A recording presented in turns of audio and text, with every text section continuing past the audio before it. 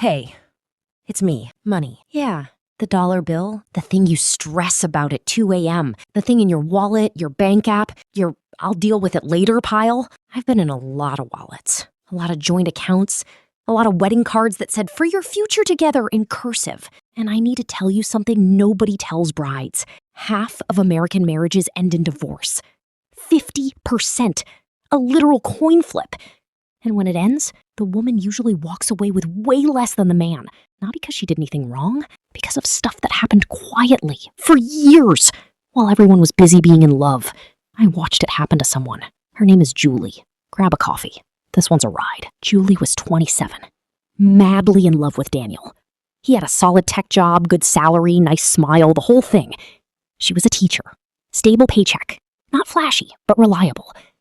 He proposed with a ring that cost way more than either of them said out loud. Spoiler? It was on a payment plan. 12 months, same as cash, classic. Nobody talks about money at weddings. They talk about flowers and seating charts and which cousin not to seat next to which other cousin. Meanwhile, I'm sitting in a credit card that's about to become a problem nobody planned for. Honeymoon in Cancun? Also credit card. We'll pay it off when we're back. They did not pay it off when they were back. I already knew where this was going. I always do. First 2 years, totally normal. Both working, both contributing, nothing weird. Then a baby. Then daycare costs that basically ate her whole paycheck. So they made the sensible choice. Julie cuts back year 7. Daniel's coming home late. A lot. She asks. He says work's busy. She believes him because she's exhausted and running a household basically solo while also teaching full classrooms of kids all day. Real talk. Julie didn't know their mortgage balance, didn't know what was in his 401k, didn't know if they even had investments. She knew the grocery budget down to the dollar, though. That's not a personal failure, by the way. That's just what happens when one person handles the money because they're better with numbers. It's also exactly how women end up blindsided. Then, it happened. One Tuesday after dinner, Daniel sits down, says he's not happy, says he already talked to a lawyer. He had a head start. He knew the numbers. His lawyer already did too. Julie had not spoken to anyone. She just sat there in the kitchen, in the house with her name on the deed, and felt the floor disappear.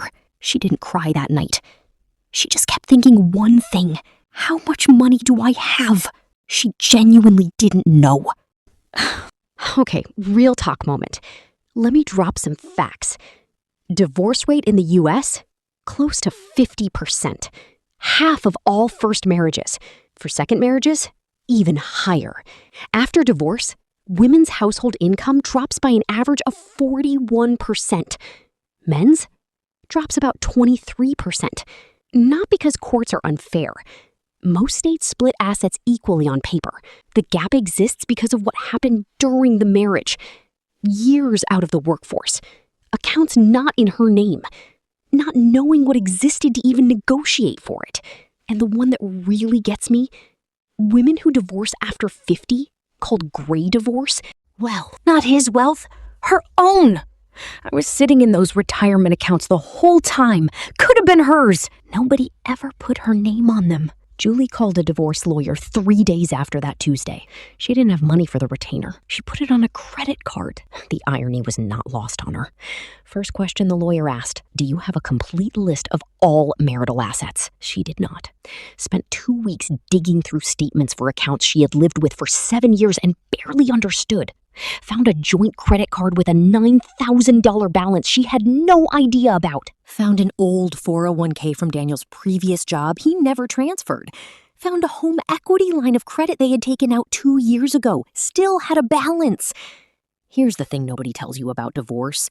It is not just emotional. It is a full financial audit of your entire marriage, done while you are falling apart. She found money she didn't know she had and debt she didn't know she owed. At the same time, Daniel's side offered a quick settlement. He keeps his retirement accounts. She keeps her small teacher's pension, which she hadn't contributed to fully in years. Sounds tidy. Was not fair. His retirement accounts grew the most during the exact year she was home with the kids. In most states, that growth during a marriage counts as shared marital property. Julie's lawyer pushed back. 3 months of negotiating, back and forth, exhausting. It cost her an extra $4,000 in legal fees to hold her ground. She walked away with $62,000 more in the final settlement. Here's what I want you to take from that. The first offer is almost never the right offer. Exhaustion is real. It is not weakness. But don't let it sign documents for you. Divorce finalized on a Friday. She was 34 years old. New apartment she found in a hurry. Kids half the week. Full-time teaching salary she went back to. One name on the bank account. Hers. Single life is expensive. Not because single people are bad with money, because everything in this economy is priced for 2 incomes. Here's her actual monthly math. Take-home salary, $3,400. Rent, $1,350. Groceries, $380. Utilities, $120. Car payment, $290. Car insurance, $160. Phone, $85. Childcare, her weeks, $480. Kid clothing and school supplies, $100. Personal expenses, bare minimum, $150. Total going out, $3,115. Leftover, $285. A month. No retirement contributions, no emergency fund, no savings. One broken car part away from a credit card. This is just the reality for a lot of women after divorce. Not a personal failure, a system that was never built for one income doing the work of 2. 6 months after the divorce, Julie found a podcast about personal finance for single moms. She almost didn't click it. Felt like she had already failed at budgeting her whole life, so what was the point? She listened anyway. During her commute, both ways, every day. Then a YouTube channel. Then a library book about money management. Then a free course through her school district's employee resources.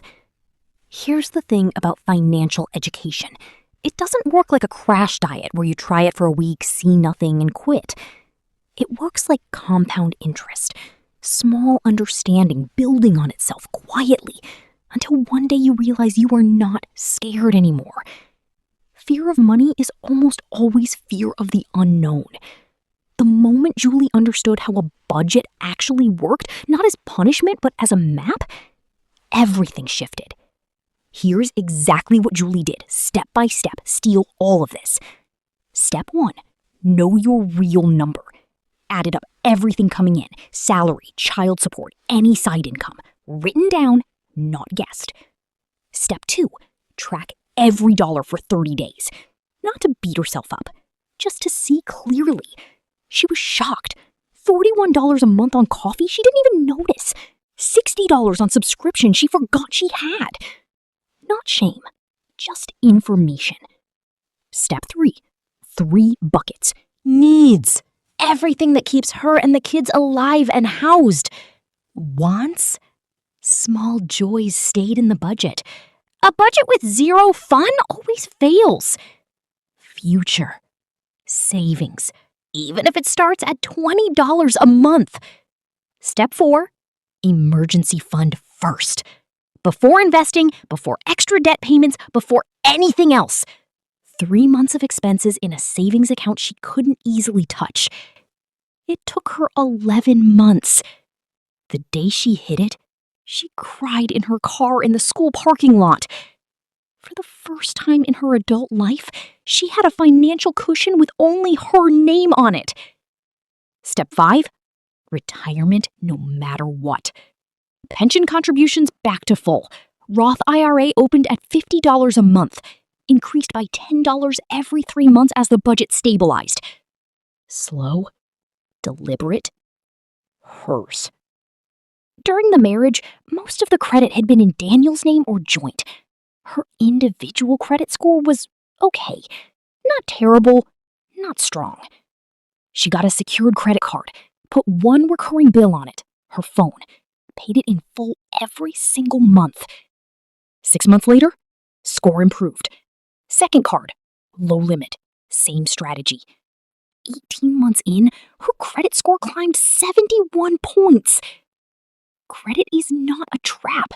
It is a tool. A woman with a strong credit score in her own name can get a mortgage, a car loan, a whole financial life that doesn't depend on anyone else's history but her own. Julie spent 2 years building something she never fully built during her marriage. She didn't know it was missing until it was gone. Real quick, let me drop the cheat sheet. Screenshot this part. 1. Know your household finances. All of it. What comes in, what goes out, what you own, what you owe. If your partner handles all of this and you genuinely don't know these numbers, that is not partnership. That is a risk. 2. Keep your own financial identity, your own bank account, your own credit card, your own credit history, even in a healthy marriage, especially in a healthy marriage. 3. Never fully leave the workforce if you can avoid it. Part-time, freelance, consulting, anything. Keep your earning record alive. Keep your Social Security credits growing. Keep your skills current. The years you step away are years the financial system stops counting you. 4. Know what retirement accounts exist in your household. Both names, both balances. You cannot negotiate for what you do not know exists. 5. A prenup is not about distrust. It is a financial plan.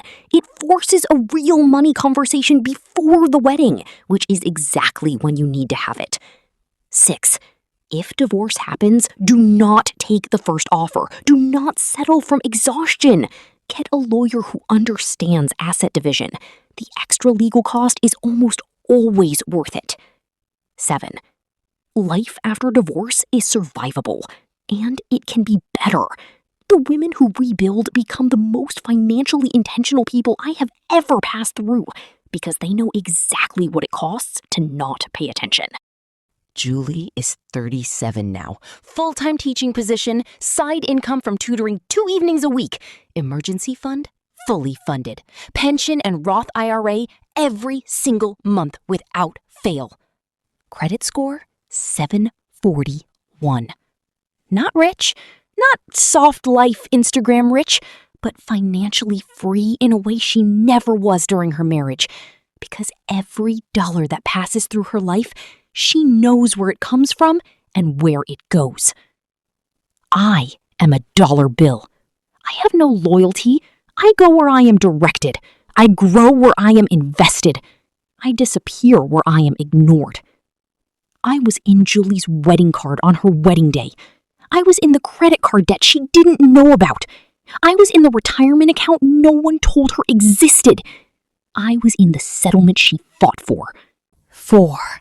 I am in her savings account right now, earning interest, growing slowly, quietly, reliably.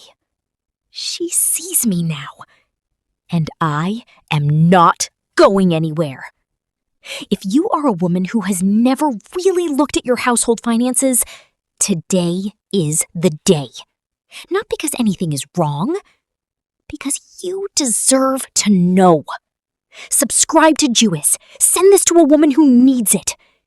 Money doesn't judge you for starting late. It only asks that you start.